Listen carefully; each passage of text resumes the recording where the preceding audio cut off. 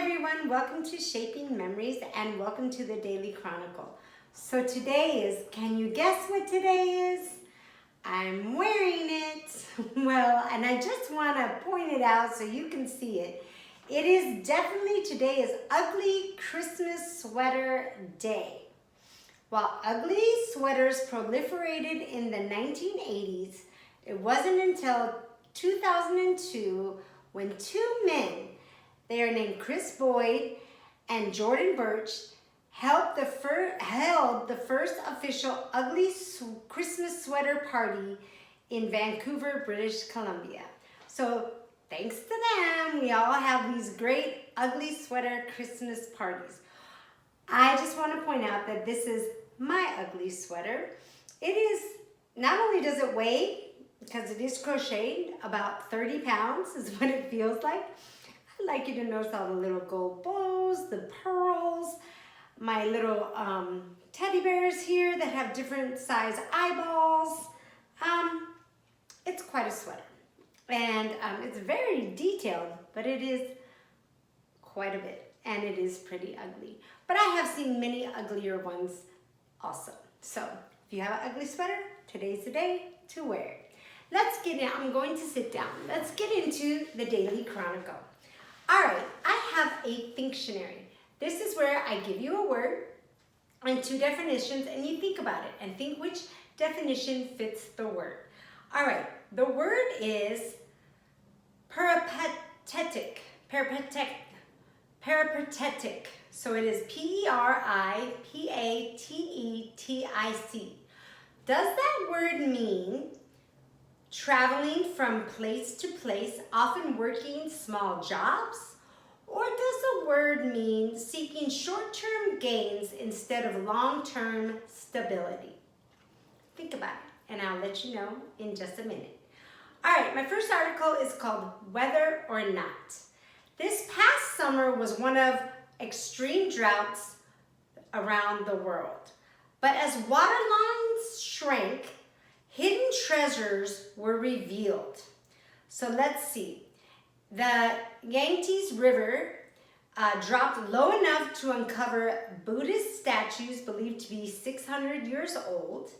In Spain, drought caused the waters of a dam to recede, and a circle of prehistoric stones emerged, dubbed the Spanish Stonehenge. The megaliths are dated back to 5000 BC.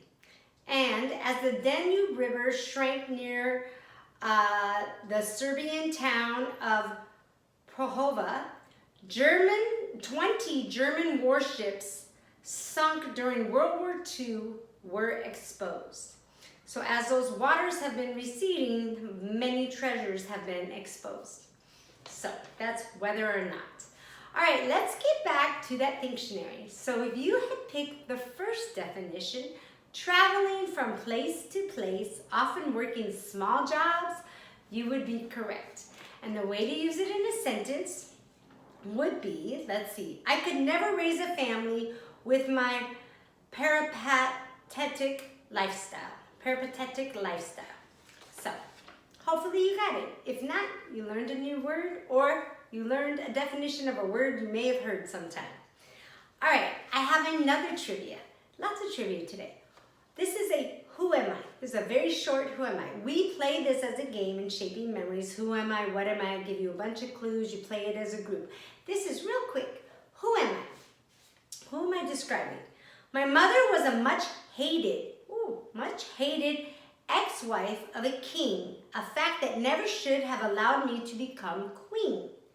I would become one of the strongest monarchs in Europe, catapulting my country to the forefront of politics, commerce, and the arts. I am remembered for my intelligence, cunning, and temper. I never married, and so became known as the Virgin Queen. Who am I? So think about that for a minute, and we'll get right back to that. All right, on this date, December 16th, let's find out what happened. In 1707, an 8.7 magnitude earthquake off the coast triggered the last recorded eruption of Mount Fuji in Japan. On this date in 1773, American colonists calling themselves the Sons of Liberty dumped 342 chests of tea into the Boston Harbor in protest of the Tea Act, which imposed taxation without representation. And on this date in 1907, the U.S. Navy, at the order of President Theodore Roosevelt, sent its Great White Fleet on an around-the-world tour as a demonstration of America's new role as a major world power. So all those things happened on this date many years back. All right, so who was I talking about? Who was the much hated ex-wife of a king? She became a queen. So who was she? And she was dubbed the Virgin Queen. If you had said Queen Elizabeth I, you would be correct. So good for you. If not, learn something new every day. All right. Here at Shaping Memories, we always celebrate somebody's birthdays. It could be in music, art, literature, scientist, actor, singer, who knows. So today, happy birthday, Ludwig van Beethoven. He lived from 1770 to 1827. He's considered to be one of music's most accomplished geniuses. His grandfather was the most accomplished musician in Bonn, Germany, where he was born. His father was a strict and often abusive teacher, forcing Beethoven to learn music from a young age. Beethoven moved to Vienna, Austria, and studied under Joseph Haydn, the world's greatest composer. He became famous as a virtuoso pianist and as a masterful composer. Many of Beethoven's greatest compositions were written as he was going deaf. So, I do have a quote of the day. It is not from Beethoven. It is from Oscar Wilde. And his quote of the day is, "Music is the art which is most near to tears and memory." So, happy birthday, Beethoven. And I do have one last trivia. Didn't see it, just saw it right now on the paper. So let's see if you get it. I'll give you the answer quite quickly. It is called Give Me Liberty. Okay, so which of these men, there's 4 men I'm going to name, which of these 4 was not a member of the Sons of Liberty? So which one isn't? Is it Benedict Arnold, Paul Revere, Sam Adams, or Thomas Jefferson? Oh, one last time, you want to see my ugly sweater? There you go. See if you can match with your ugly sweater. All right, so the answer, which one was not a Sons of Liberty? Well, if you had said Thomas Jefferson, you would be correct. So, thank you for joining me today here at Shaping Memories with the Daily Chronicle. I hope you have a happy, healthy, wonderful day, and I hope above everything, please stay safe.